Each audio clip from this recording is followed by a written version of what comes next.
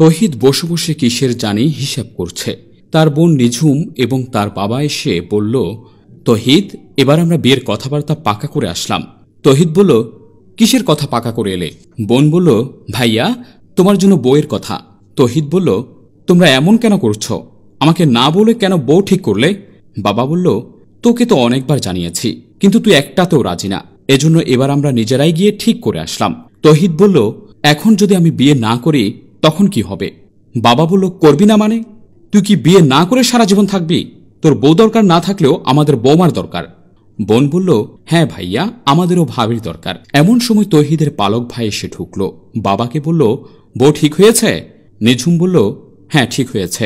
তহিদ নীরবের হাত ধরে বলল, ভাই একটু এদিকে আসো, বলে হাত ধরে টেনে নিয়ে গেল। নীরব বলল, আমাকে আবার এখানে কেন নিয়ে আসলি? তহিদ বলল, আরে বউ ঠিক হয়েছে, কিন্তু বিয়ে আমি করব না, বিয়ে করবি তুই। নীরব বলল, মানে তুই কি পাগলামি করিস? আমি বুঝি না, বউ ঠিক করেছে তোর জন্য, আর তুই বলছিস আমি বিয়ে করব? তহিদ বলল, ভাই, আমি করলে যেমন মেয়েটা আমার বাড়িতে থাকবে, তেমনি তুই বিয়ে করলেও মেয়েটা আমার বাসায় থাকবে। তহিদের বোন আড়ালে এসে তাদের সব কথা শুনেছে। তহিদ বলছে, শোন, তুই বিয়ে কর, তোর বউয়ের পিছনে যা খরচ লাগে সব আমি দেব। নীরব বলল, বিয়ে করলে সমস্যাটা কোথায়? আমাকে একটু বল না, আমি তোর মতিগতি কিছুই বুঝি না। তহিদের বোন বাবার কাছে গিয়ে বলল, বাবা শুনেছ ভাইয়া কি বলেছে? বাবা বলল, কি? নিঝুম বলল, ভাইয়া নাকি বিয়ে করবে না। নীরব ভাইয়াকে বলছে তাকে বিয়ে করতে। বাবা বলল, নীরব আমার কুড়িয়ে পাওয়া ছেলে, তার প্রতি তোর ভাইয়ার এত টান বেশি কেন? ওকে যা দেওয়ার আমি দেব, তোর ভাই তহিদের কেন এত মায়া? নিঝুম বলল, বাবা এখন কার জন্য আনবে বউ? তহিদ ভাইয়ের জন্য নাকি নীরব ভাইয়ের জন্যে? বাবা রাগ হয়ে বলছে, মনে হচ্ছে এখন আমাকে বিয়ে করতে হবে, তুই বাড়িতে থাক, আমি আসছি, বলে বাবা চলে গেল। ওদিকে তহিদ নীরবকে বলল, চল এখনই আমি তোকে ওই মেয়ের বাড়িতে নিয়ে যাব। না, আমি বাবাকে ছাড়া যাব না। তহিদ বলল, বাবাকে লাগবে না, আমি তোকে বিয়ে করাবো, চল। নীরব বলল, আমি বাবার বকুনি শুনতে পারবো না। তহিদ বলল, যা, তুই তোর বাপকে নিয়ে থাক, আমি গেলাম। আর শুন, বাবাকে বলবি ওই মেয়েটা আমি বিয়ে করব না। বলেই চলে গেল। রুবায়েদ সাহেব তহিদের চাচাতো ভাইয়ের বউ রুনার বাড়িতে চলে গেল। রুনা তার চাচা শ্বশুরকে সালাম দিয়ে বললেন, আঙ্কেল আসেন, ভেতরে আসেন। রুবায়েদ বলল, না, ভিতরে যাব না, একটা দুঃখ নিয়ে তোমার কাছে আসলাম। রুনা বলল, বলেন কি দুঃখ?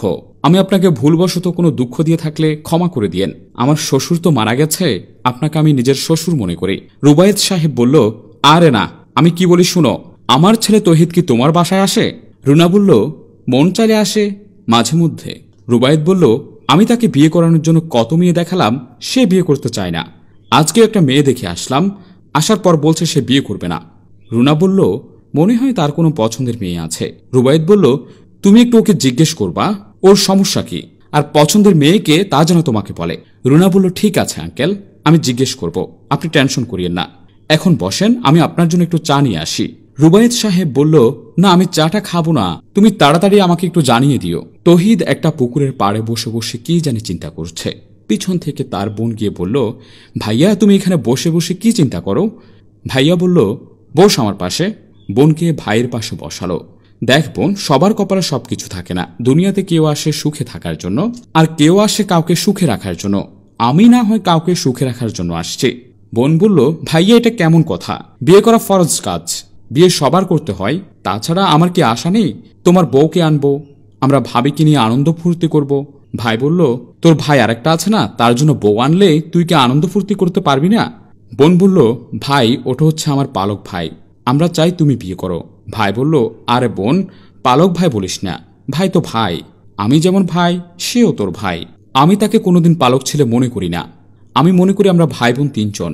এমন সময় তার চাচাতো ভাবি রুনার ফোন আসলো। রুনা বলল, তুমি কোথায় আছো? তহিদ বলল, আমি আছি তো আমাদের বাড়ির পাশে পুকুরের পাড়ে। রুনা বলল, তুমি একটু আমার বাসায় আসো, তোমার সাথে আমার জরুরি কিছু কথা আছে। তহিদ বলল, আমার সাথে আপনার কিসের জরুরি কথা? রুনা বলল, ফোনে বলা যাবে না, সামনাসামনি বলবো। তহিদ বলল, ঠিক আছে ভাবি, আমি আগামীকাল আপনার বাসায় আসব। রুনা বলল, আগামীকাল নয়, আজকেই আসতে হবে। তহিদ বলল, আচ্ছা দেখি, বলে ফোন কেটে দিয়ে বোনকে বলল, তুই বাসায় চলে যা, আমি একটু আসি, বলেই উঠে গেল। তৌহিদের ভাই নীরব কথা বলছে। তৌহিদের হবু বউয়ের সাথে বলছে, এখন তোমাকে আমার বিয়ে করতে হবে। লাকি বলল, কেন? আপনার ভাইয়ের জন্য আমার বিয়ের কথা চলছে, তার মধ্যে আমি আপনাকে বিয়ে করব মানে এটা কেমন আচরণ? আপনাদের ফ্যামিলিটাকে এমন কোনো লজ্জা শরম নেই? নীরব বলল, লজ্জা শরমের কথা না। আর শুনেছি নাকি আপনি তার পালিত বড় ভাই, ছোট ভাইয়ের জন্য পছন্দ করা বউ কিভাবে বড় ভাই বিয়ে করে। নীরব বলল, দেখো, ও আমাকে কোনোদিন পালিত ভাই হিসেবে পরখ করে দেখে না। আর আমার ভাই বয়সে ছোট হলেও আমরা বন্ধুর মতো। ওকে আমরা কোনো মতেই বিয়েতে রাজি করাতে পারছি না, তাই বাধ্য হয়ে আমি বিয়ে করছি। লাকি বলল, তোমার ভাই যদি আমাকে বিয়ে না করে তাহলে কি দেশের ছেলের অভাব পড়েছে? আমি কুড়িয়ে পাওয়া একটা ছেলেকে বিয়ে করব? আর জীবনে এমন প্রস্তাব নিয়ে আমার সামনে আসবেন না। নীরব বলল, তুমি রাগ দেখাচ্ছ কেন? আমি আমার বাবার দেওয়া কথা রাখার জন্য তোমাকে বিয়ে করতে চেয়েছিলাম। তুমি যদি রাজি না হও শুক্রিয়া, আমারও কোনো ইচ্ছে নেই তোমাকে বিয়ে করার। এই বলে চলে গেল। ভাবির সাথে তৌহিদের দেখা। ভাবি বলল, তোমার কি শারীরিক কোনো সমস্যা আছে? বিয়ে করতে এত ভয় পাচ্ছ কেন?